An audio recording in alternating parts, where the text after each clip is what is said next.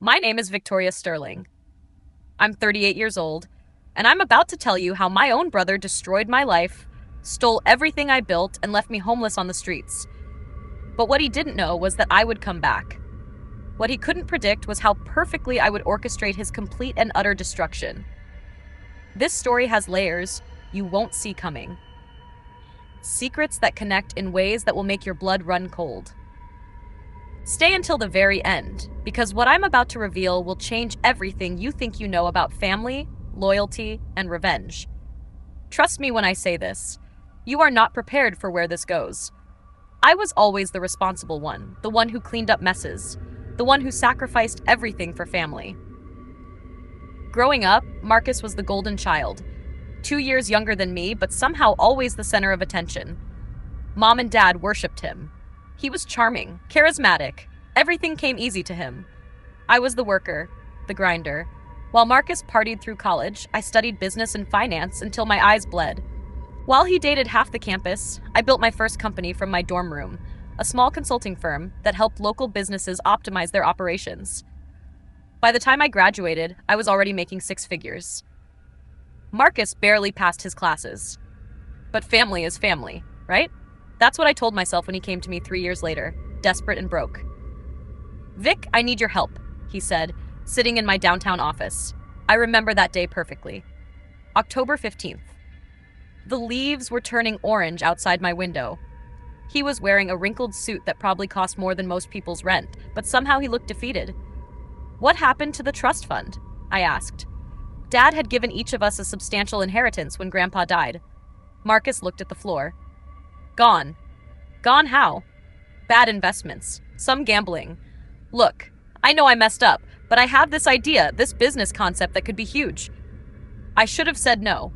I should have seen the warning signs, but he was my baby brother, and despite everything, I loved him. Tell me about it. His eyes lit up. Corporate consulting, but with a twist. Instead of just advising companies, we actually implement the changes. We become temporary executives, come in, fix everything, then move on to the next company. It's like corporate surgery. The idea was brilliant. I'll give him that. We'd need significant startup capital, I said. That's where you come in. I know you've got the money, Vic, and you've got the business expertise. I bring the charm, the ability to schmooze clients. I studied his face. He seemed sincere. Desperate, but sincere. Equal partners? I asked. 50-50. Everything. That was my first mistake. Trusting him completely. We shook hands. I'll never forget the feel of his palm against mine. Slightly sweaty, a little too eager.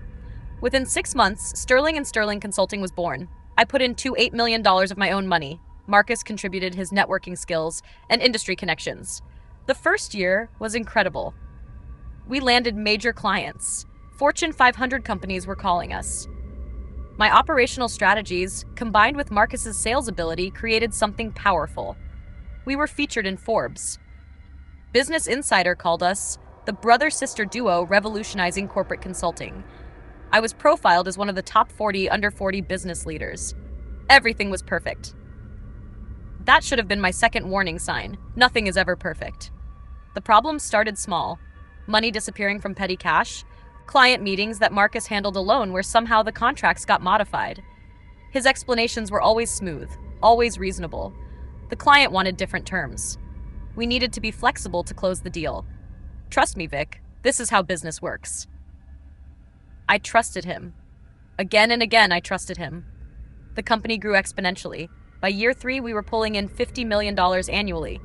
I was handling all the operations, strategy, and implementation. Marcus focused on client relations and business development. But I started noticing things. Marcus was traveling more. Expensive trips that he claimed were for client meetings. Designer clothes, a new Porsche, a penthouse apartment that seemed way beyond what his salary should allow. When I questioned him, he always had answers. I've been getting bonuses from satisfied clients. Some investments finally paid off. You worry too much, Vic.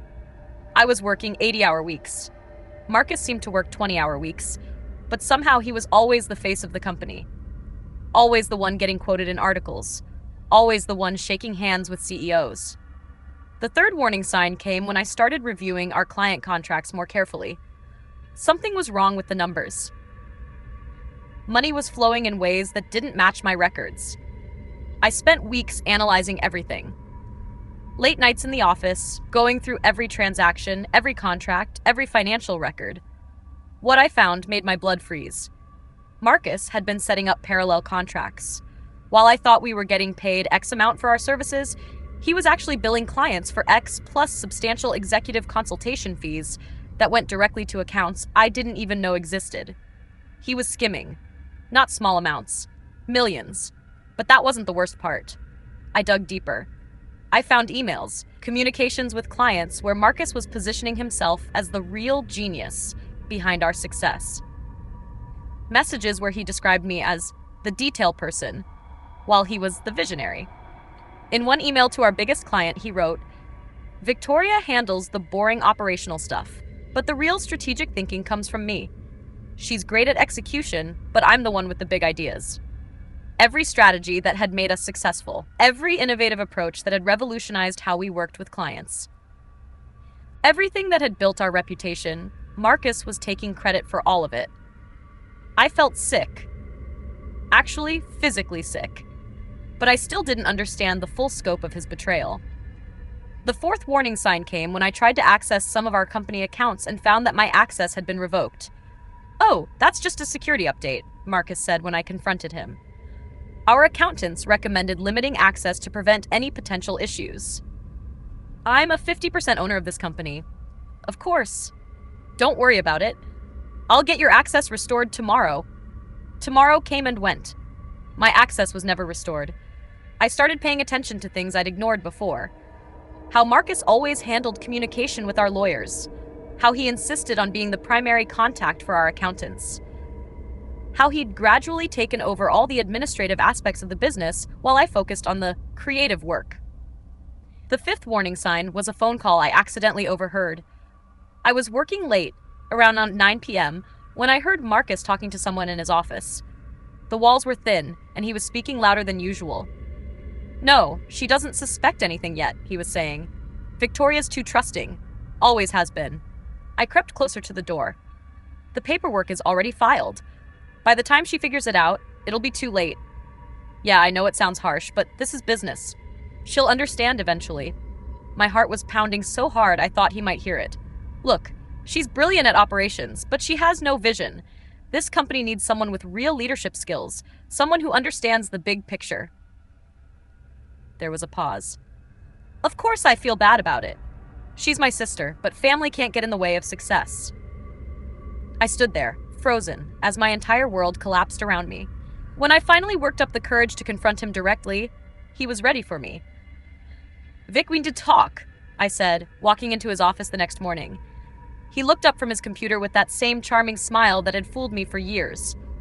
"What's up?" "I heard your phone call last night." The smile didn't waver, not even for a second. "Which phone call?" "The one where you were talking about filing paperwork. About me not suspecting anything." He leaned back in his chair, completely calm, almost amused. "Victoria, I think you're being a little paranoid."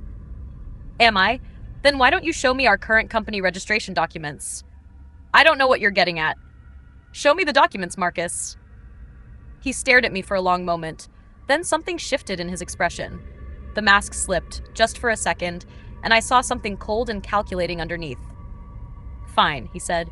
"You want to see the documents? Here." He pulled out a folder and slid it across the desk. I opened it with shaking hands. Sterling and Sterling Consulting had been dissolved 6 months earlier. In its place was a new company, Marcus Sterling Enterprises. Sole owner, Marcus Sterling. Every client contract had been transferred to the new company. Every asset, every account, everything I had built, everything I had invested, everything I had sacrificed. It all belonged to him now. "How is this legal?" I whispered. "It's completely legal. You signed the dissolution papers yourself." "I never signed anything like this." He pulled out another document. My signature was right there at the bottom. But I'd never seen this document before in my life. "You signed this at the Christmas party last year. Remember? I told you it was just a standard insurance update. You were a little drunk, and you trusted me." The Christmas party. He'd handed me a stack of papers, said they were routine business documents that needed to be filed before the end of the year. I'd signed them without reading them because I was tired, and yes, I'd had a few drinks and I trusted my brother. I trusted my brother. "This is fraud," I said. "This is business," he replied. "And if you try to challenge it, you'll find that you signed a non-compete agreement as part of the dissolution. You can't work in corporate consulting for the next 5 years. You can't solicit any of our former clients. You can't even use any of the methodologies you developed because according to the paperwork, they were all my intellectual property to begin with." I felt like I was drowning. "Marcus, I'm your sister. And I'm sorry it had to be this way. But Vic, you were holding the company back. You're great at the technical stuff, but you don't have what it takes to scale a business like this. You don't have the vision. I built this company. You helped build this company. But the ideas, the strategy, the client relationships, that was all me. You were just the implementer." I stood there, staring at this stranger who looked like my brother, trying to process what was happening. What about my investment? The $2.8 million I put in? What investment? According to our records, you were an employee. A very well-paid employee, but an employee nonetheless. You never had an ownership stake. He was lying. He had to be lying. But when I hired lawyers, when I demanded to see all the original paperwork, I discovered that Marcus had been planning this from the very beginning. Every document had been carefully crafted. Every signature had been obtained through deception. Every step had been designed to make his theft look legal.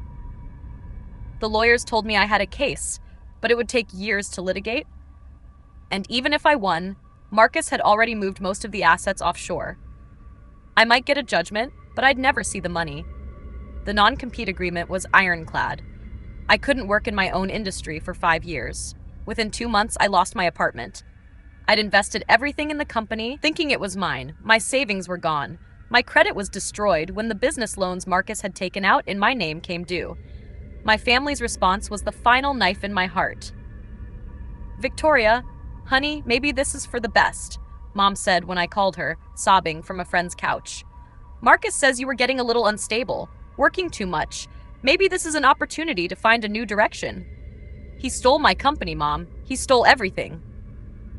"Sweetheart, that's not how Marcus tells it. He says you wanted out, that you were unhappy with the partnership." "He's lying."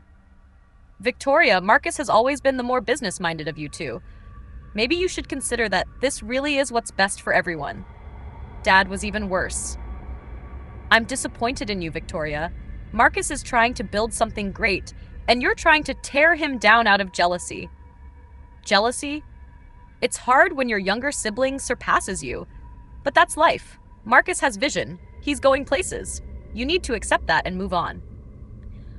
My own parents chose him over me. They believed his lies over my truth. 6 months after losing everything, I was homeless, living in my car, eating at soup kitchens, wearing the same 3 outfits over and over again. Marcus Sterling Enterprises was thriving. He was featured on magazine covers, invited to speak at conferences, hailed as a visionary entrepreneur, using my ideas, my strategies, my work. While I slept in parking lots, he was living in a mansion. But here's what Marcus didn't know about me. What none of them knew.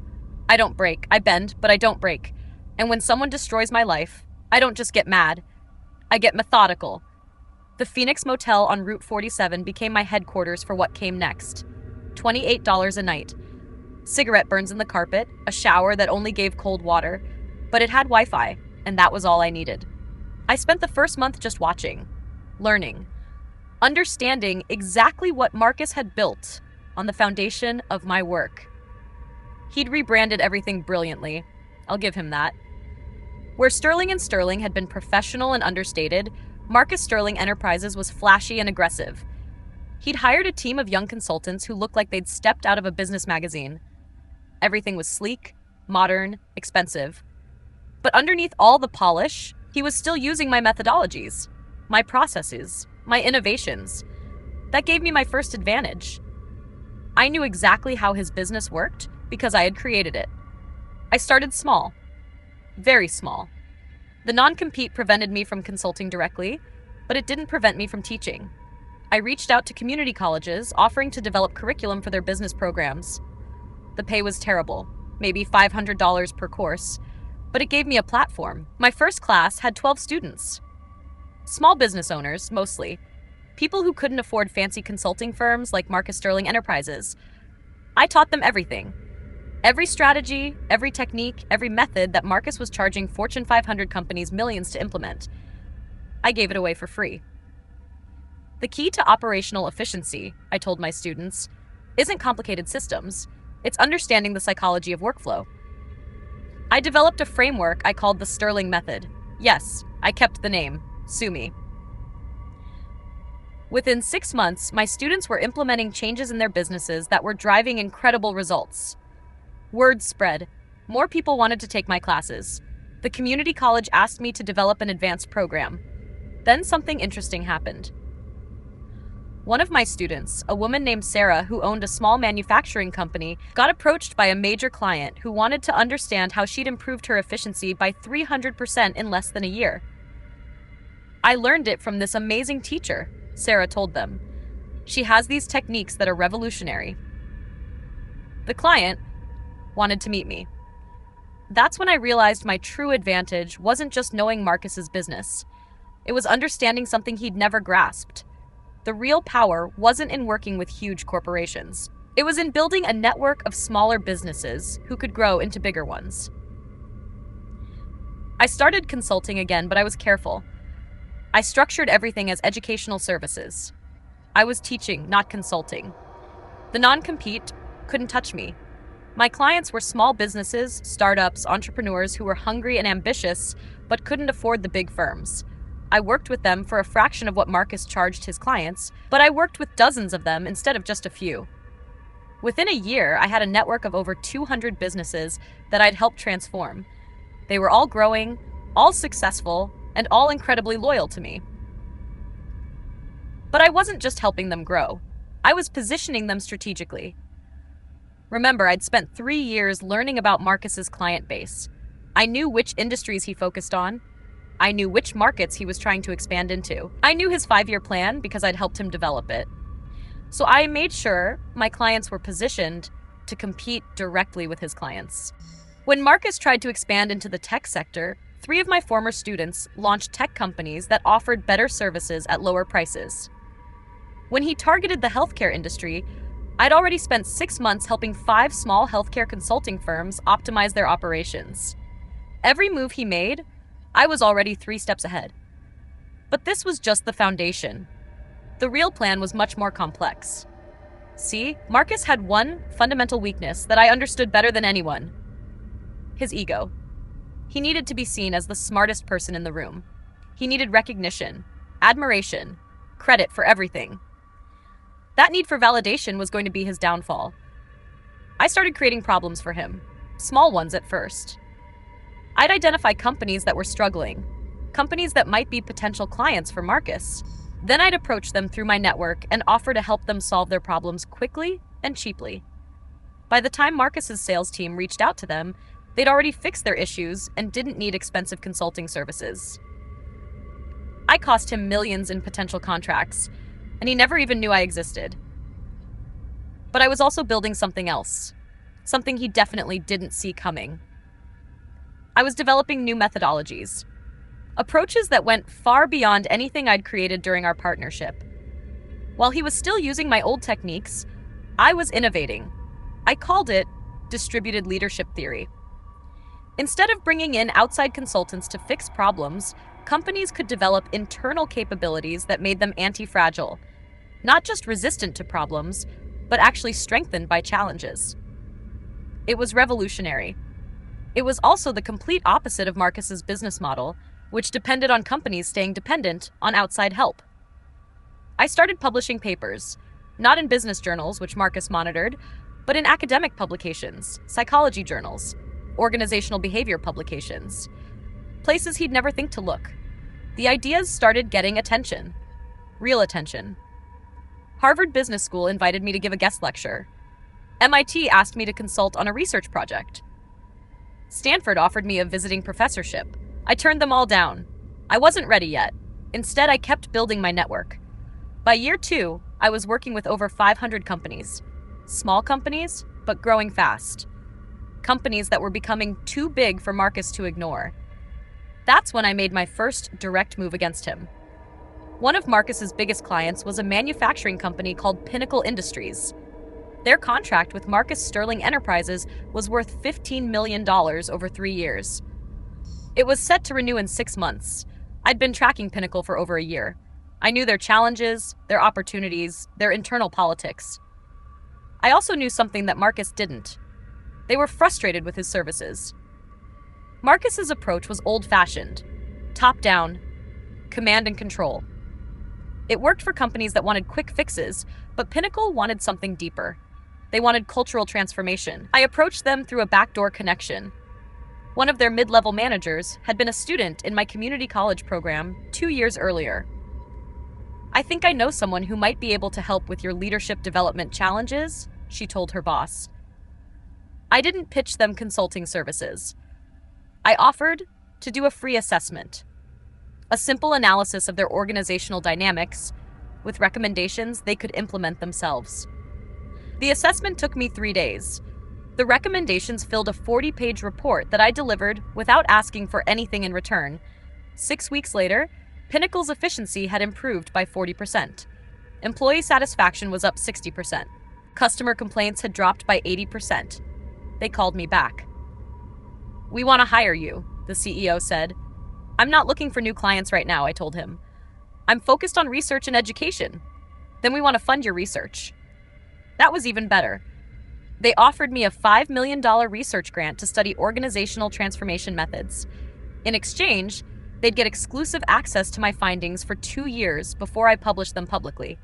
I accepted. When their contract with Marcus Sterling Enterprises came up for renewal, they declined. "We're taking our organizational development in-house," they told him. Marcus was furious. I know because I still had friends in the industry who kept me informed. He called an emergency meeting with his entire team. He demanded to know how they'd lost such a major client. Nobody could explain it. That was just the beginning. Over the next 6 months, I systematically targeted every major client Marcus had. Not to steal them. That would have been obvious. Instead, I helped them become self-sufficient. I'd approach them through my network with offers of free resources, educational materials, training programs, tools that would help them solve their own problems instead of relying on expensive consultants. Some companies ignored me, but others were intrigued by the idea of reducing their consulting costs while improving their capabilities. By the end of year 3, Marcus had lost 60% of his client base. His company was still profitable, but barely. He'd had to lay off half his staff, cancel his lease on the fancy downtown office, sell the Porsche. But I still wasn't done. The real masterpiece was what I'd been building in parallel. While I was disrupting Marcus's business, I was also creating something completely new. A consortium of the companies I'd been working with. A network of businesses that shared resources, collaborated on projects, and supported each other's growth. I called it the Phoenix Collective. Every company in the collective had been transformed using my methods. They were all highly efficient, incredibly innovative, and absolutely committed to the network. More importantly, they controlled significant market share in their respective industries. When the Phoenix Collective moved together, they could influence entire markets, and they all owed their success to me. By year 4, the collective included over 800 companies across dozens of industries. Their combined annual revenue was over $50 billion. I didn't own any of them. I didn't control them directly, but I had something more powerful than ownership. I had their loyalty and gratitude. When I suggested they stop doing business with companies that use certain consulting firms, they listened. When I recommended they prioritize suppliers who shared their values around innovation and sustainability, they followed through. When I mentioned that Marcus Sterling Enterprises represented an old-fashioned, extractive approach to business development, they took note. Marcus's remaining clients started getting pressure from their suppliers, their customers, their partners. Nothing overt, nothing that could be traced back to me. Just a gradual shift in the business ecosystem that made it harder and harder for his type of consulting to seem valuable. By the end of year 4, Marcus Sterling Enterprises was hemorrhaging money.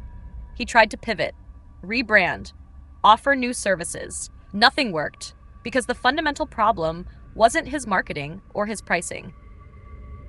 The problem was that I'd changed the entire landscape of his industry. I'd made his business model obsolete. Companies didn't need expensive outside consultants anymore because I'd taught them how to develop their own capabilities. The approaches he was selling were outdated because I'd spent 4 years innovating beyond them. The clients he was targeting were already part of a network that had no use for what he offered. That's when I decided it was time for the final phase.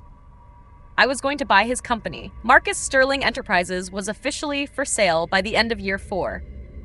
Marcus tried to keep it quiet, using a business broker and a lot of confidentiality agreements, but I'd been monitoring his every move for years. I knew before his own employees did. The asking price was $12 million. For a company that had been worth over $80 million at its peak, it was almost insulting. But that's what happens when your revenue drops by 85% in 2 years. I could have bought it immediately. The Phoenix Collective had generated enough consulting fees and research grants to make me worth over $50 million by that point. But buying it directly would have been too obvious. Instead, I created a shell company. 3 layers of holding companies, actually, all registered in different states, all with generic names like Strategic Ventures LLC and Pinnacle Holdings Group. The acquisition was handled through a private equity firm that specialized in distressed business assets. They approached Marcus through his broker with an offer that was almost too good to be true. $15 million, all cash, closing within 30 days. Marcus was suspicious at first. Who pays above asking price for a failing company? But he was also desperate. His personal finances were in shambles. He'd leveraged everything, his house, his cars, his investment accounts, to try to keep the business afloat. He was facing bankruptcy within 6 months if he didn't sell. The private equity firm's story was convincing. They specialized in buying struggling consulting companies and turning them around by combining them with their other holdings. They had a track record of success. They could provide references. Everything about the deal was legitimate, except for one small detail. I was the secret investor behind it all. Marcus signed the papers on a Tuesday in November, 5 years and 2 weeks after he'd stolen my company. I watched the signing through a video feed that my lawyers had set up. Marcus looked older, tired. The cocky confidence was gone, replaced by the hollow expression of someone who'd lost everything but was trying to pretend he was still in control. He shook hands with the PE firm's representatives, smiled for photos, made jokes about new adventures and exciting opportunities. Inside, I knew he was dying. The paperwork was finalized at 3:47 p.m. At 3:48 p.m., Marcus Sterling Enterprises officially became a subsidiary of Strategic Ventures LLC. At 4 p.m., I walked into the office. I'd waited 5 years for this moment. 5 years of planning, building, strategizing. 5 years of sleeping in cheap motels and eating ramen noodles while my brother lived in luxury built on my stolen work. The receptionist looked confused when I walked in. She was new. Marcus had had to replace most of his staff with cheaper employees as the business declined. "I'm here to see Marcus Sterling," I said. "Do you have an appointment?" "Tell him Victoria Sterling is here to see him." She made the call. I could hear Marcus's voice through the phone.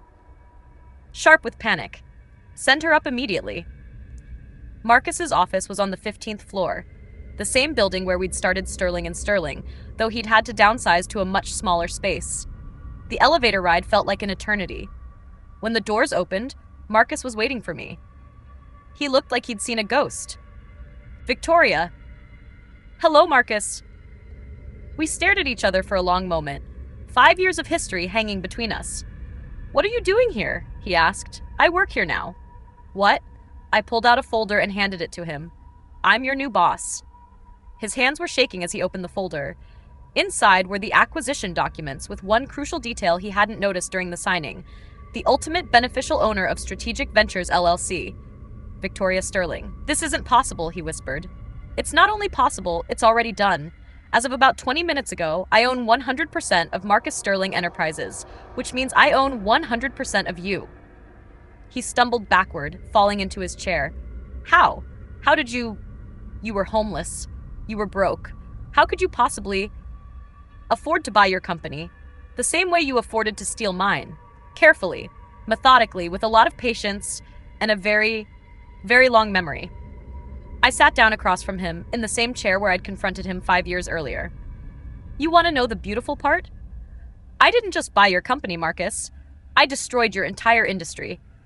Every methodology you've been selling, every approach you've been using, I made them obsolete. The market you've been trying to serve doesn't exist anymore because I replaced it with something better. That's impossible. Is it? Tell me, how many clients have you lost in the past 2 years? He didn't answer. How many companies have told you they're handling their organizational development in-house now? How many have said they don't need outside consultants anymore? His face was getting pale. Every single one of those companies is part of something I built. A network of businesses that learned everything they needed to know from me. For free. While you were charging millions to teach them outdated methods, I was giving away better methods for nothing. I leaned forward. Do you remember what you told me 5 years ago? That I was just the implementer? That I didn't have vision? Victoria, Let me tell you about vision, Marcus. Vision is seeing that the future of business development isn't about dependency on expensive consultants. It's about building internal capabilities. Vision is understanding that sustainable success comes from teaching people to solve their own problems, not creating more problems for them to hire you to solve. I stood up and walked to the window, looking out at the city. Vision is spending 5 years building a network of 800 companies that trust you, respect you, and will follow your lead. Vision is creating an entire ecosystem that makes your competitor's business model irrelevant.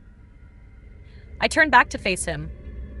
Vision is buying your brother's company for $15 million when you could have destroyed it for free, just because you want to watch his face when he realizes who's really been pulling the strings. Marcus was crying. Actually crying. Why? He whispered. Why did you do this to me? I didn't do anything to you, Marcus. I built something better than what you stole from me. The fact that it destroyed your business was just a side effect. But you targeted me. You went after my clients. I offered better services to companies that needed help. If those companies happened to be your clients, that's because you weren't serving them very well. I sat back down. Here's what's going to happen now. Marcus Sterling Enterprises is going to be dissolved. All the assets will be transferred to the Phoenix Collective. The employees who are left will be offered positions in network companies, assuming they pass our cultural fit assessments. What about me? What about you? What happens to me? I pretended to think about it. Well, according to the acquisition documents, you have a 5-year employment contract as a consultant, salary of $35,000 per year, no benefits. And there's a non-compete clause that prevents you from working in the consulting industry for 10 years after your contract ends. His eyes widened. $35,000? That's more than I was making when I was sleeping in my car, thanks to you. This is insane. This is revenge. This is business, I said, using his own words from 5 years ago. And Marcus, if you try to challenge any of this legally, you'll find that you signed a very comprehensive agreement as part of the sale. You can't sue the new owners. You can't disparage the company publicly. You can't even discuss the details of the acquisition. I stood up to leave. Oh, and one more thing. Remember when you told Mom and Dad that I was unstable? That I was jealous of your success? That I didn't have what it takes to build something great? He nodded miserably. I'd like you to call them tonight. Tell them about your new job. Tell them about your new salary. Tell them about how the unstable, jealous sister with no vision just bought their Golden Boys company. I walked toward the door, then paused. Actually, don't bother. I already called them. They're having dinner with me tomorrow night to celebrate my acquisition of a major consulting firm. They're very proud of my success. They don't know it's my company? They will by tomorrow, along with everyone else in our industry. The press release goes out in the morning. I opened the door. Welcome to Victoria Sterling Consulting, Marcus. I hope you enjoy working for me.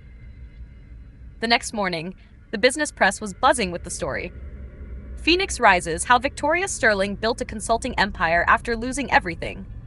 The article detailed my journey from homeless entrepreneur to industry titan. It told the story of the Phoenix Collective and how I'd revolutionized corporate consulting by focusing on capability building instead of dependency creation. And buried in the middle of the article was a small paragraph about the acquisition of Marcus Sterling Enterprises, described as a struggling firm that specialized in outdated methodologies. Marcus's name was mentioned exactly once. The phone calls started immediately. Mom called first.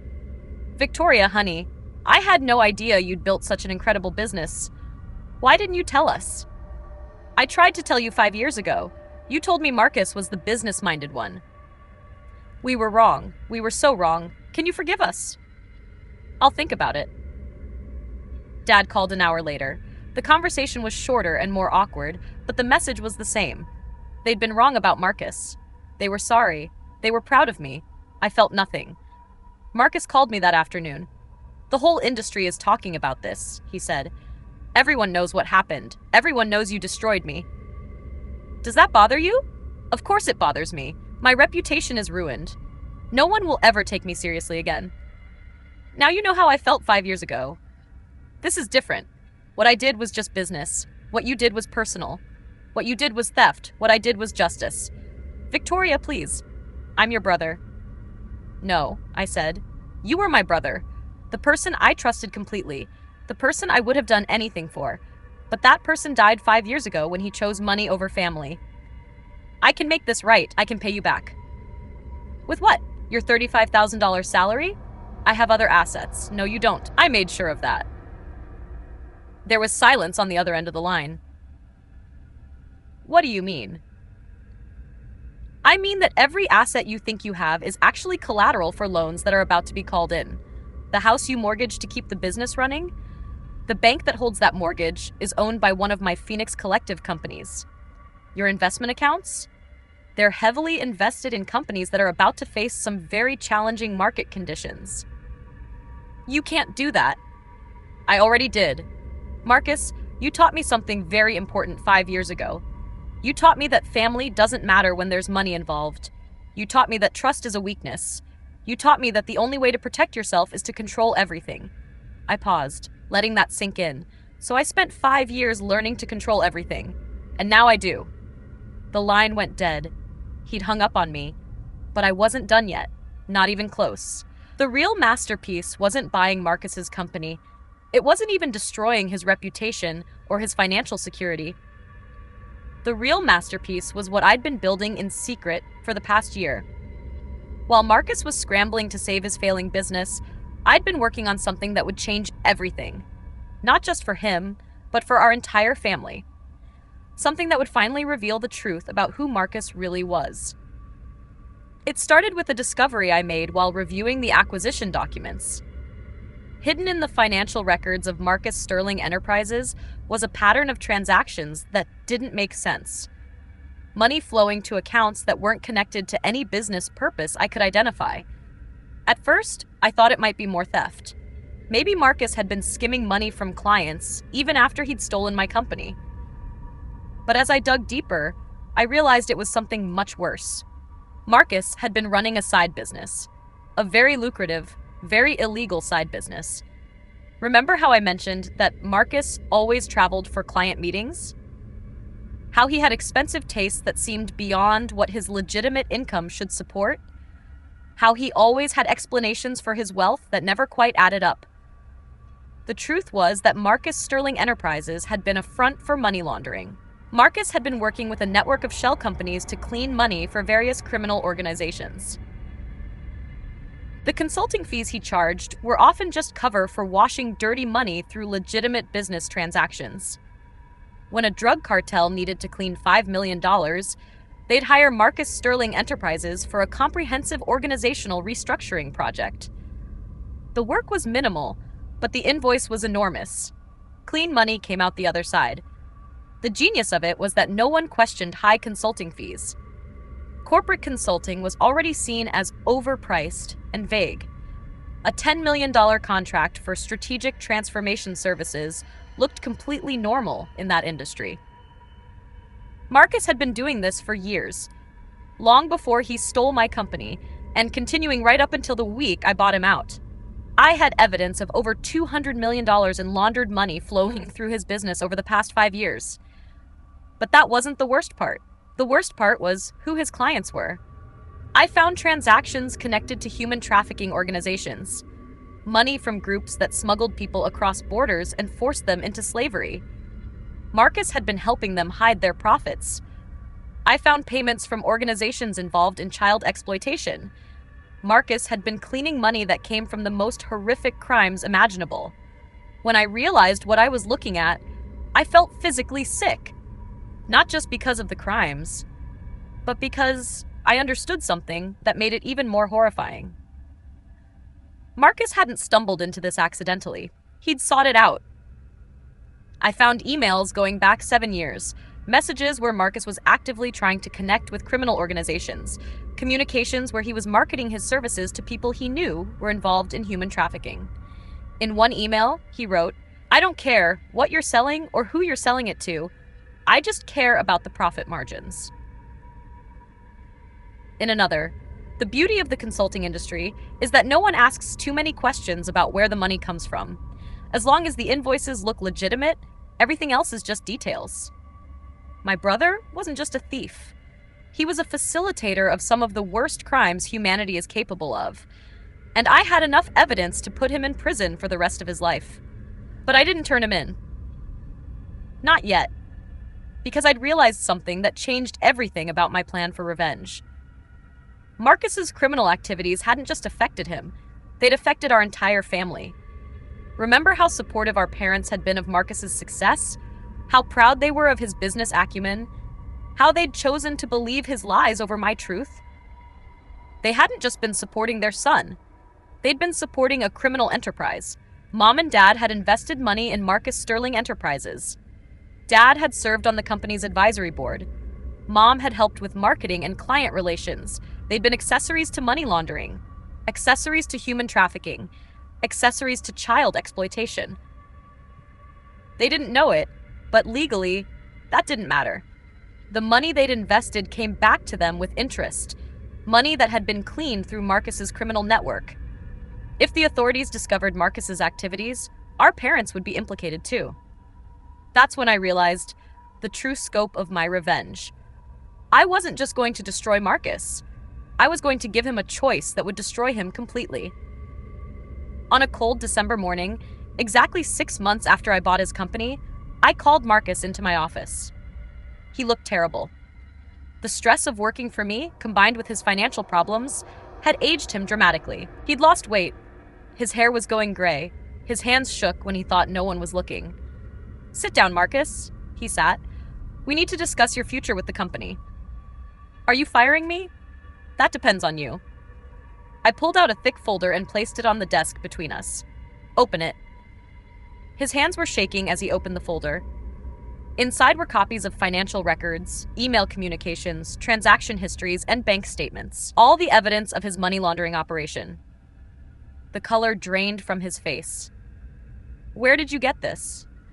"I've been investigating your business practices as part of the acquisition due diligence. Very thorough due diligence. This isn't what it looks like." "It's exactly what it looks like.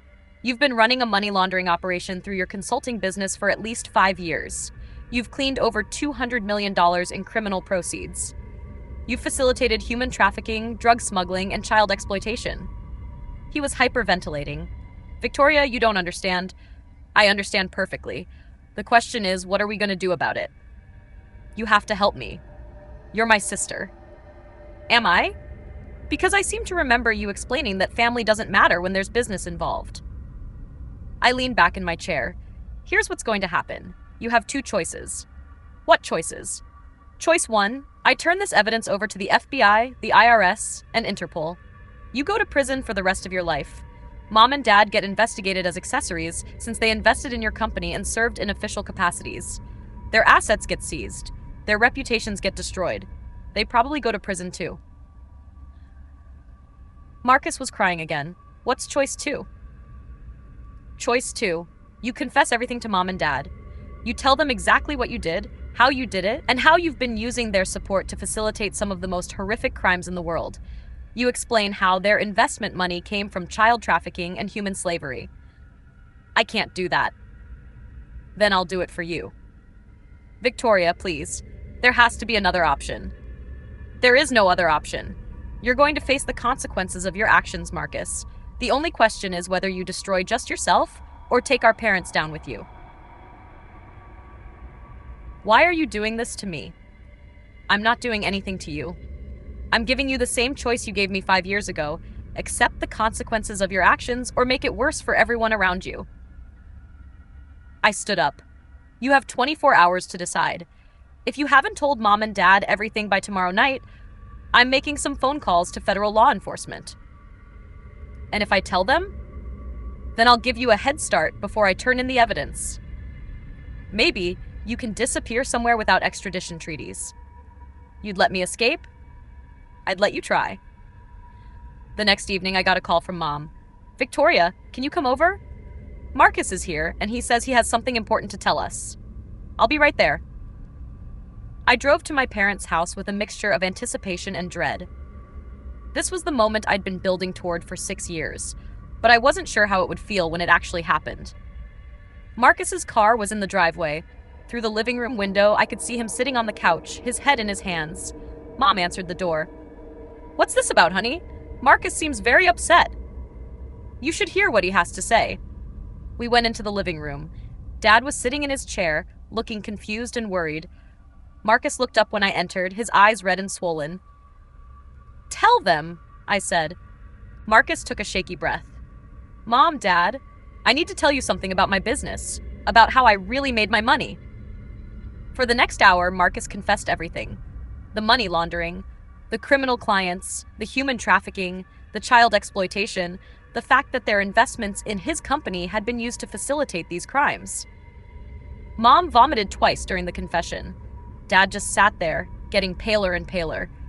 When Marcus finished, the room was completely silent. Finally, Dad spoke. You're telling us that the money you gave us for our anniversary cruise came from selling children? Marcus nodded, unable to speak. Mom was crying so hard she could barely breathe.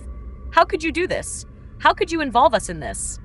I didn't mean for you to get involved. I just needed the business to look legitimate. Legitimate? Dad's voice was getting louder. You used our names, our reputations. We helped you market to clients. Clients who were trafficking human beings. I know it was wrong. Wrong? Mom screamed. Wrong. You made us accessories to slavery, to child abuse.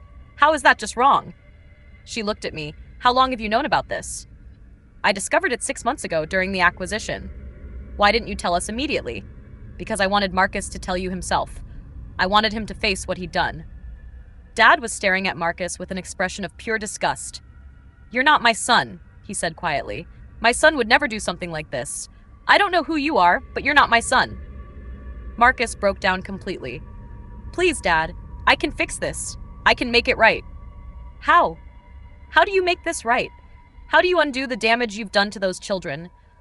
How do you undo the fact that you made your own parents accomplices to your crimes? I don't know. Get out, Mom said. What? Get out of my house. Get out of our lives. We never want to see you again. Mom, please, get out! Marcus looked at me desperately. Victoria, tell them. Tell them I'm still your brother. I looked at him for a long moment. You stopped being my brother 5 years ago when you chose money over family. Tonight you stopped being human when I learned what kind of money you chose. Marcus left. I never saw him again. 3 days later, I called the FBI. 2 weeks after that, an international task force arrested Marcus at the Mexico City airport, trying to board a flight to a non-extradition country. He was sentenced to 45 years in federal prison. But that still wasn't the end of the story. The real end came 6 months later, when I received a letter from Marcus in prison. Victoria, it said, I know you'll never forgive me, and I don't expect you to. But I need you to know something that I never told anyone. Something that changes everything about what happened between us. I didn't steal your company because I was greedy or because I wanted to hurt you. I stole it because I was already involved with the money laundering operation, and I needed a bigger, more legitimate business to clean larger amounts of money. The people I was working with told me that if I didn't expand my operations, they would kill me. And they would kill you too, because you knew too much about the business. I thought if I pushed you out, if I made you hate me, you'd be safe. They wouldn't see you as a threat. I know it doesn't excuse what I did. I know it doesn't make up for the pain I caused you. But I need you to know that everything I did was to protect you. I love you, Victoria. I always have. And I'm sorry for everything. I read the letter 3 times. Then I burned it. Because even if it was true, even if Marcus had been trying to protect me, it didn't change anything. He'd still chosen to work with criminals who trafficked children. He'd still destroyed innocent lives for money. He'd still made our parents accessories to his crimes. He'd still betrayed everything our family stood for. And most importantly, I'd built something better than anything he'd ever imagined. The Phoenix Collective now included over 2,000 companies across 47 countries. We'd eliminated over $50 billion in inefficient consulting costs while improving organizational performance across entire industries. I was worth over $200 million personally, but more importantly, I'd created a network that was helping hundreds of thousands of people build better, more meaningful careers. I'd taken the worst betrayal of my life and turned it into the foundation for something truly revolutionary. Standing in my office, looking out at a city full of companies that had been transformed by my work, I realized something that surprised me. I wasn't angry anymore. I wasn't hurt anymore. I was just free. Free from the family that had chosen a criminal over me. Free from the need for their approval or understanding. Free to build whatever I wanted to build next. Marcus had tried to destroy me, but he'd actually done something else entirely. He'd forced me to become someone stronger, smarter, and more capable than I'd ever imagined possible. And for that, in a twisted way, I was almost grateful. But only almost. Because what Marcus never understood, what he still doesn't understand even now as he sits in his prison cell, is that the real victory wasn't buying his company or exposing his crimes or destroying his life. The real victory was proving that when someone tries to break you, you can choose to become unbreakable instead. And once you become unbreakable, once you understand that no one can truly hurt you unless you let them, you become capable of things that seem impossible. You become capable of turning complete destruction into total transformation. You become capable of revenge so perfect and so complete that it stops being revenge and becomes justice. You be capable of building something so much better than what was stolen from you that the theft becomes irrelevant. That's what Marcus never understood about me. That's what no one understood about me. I don't just survive betrayal. I use it as fuel to build empires. And this empire is just the beginning.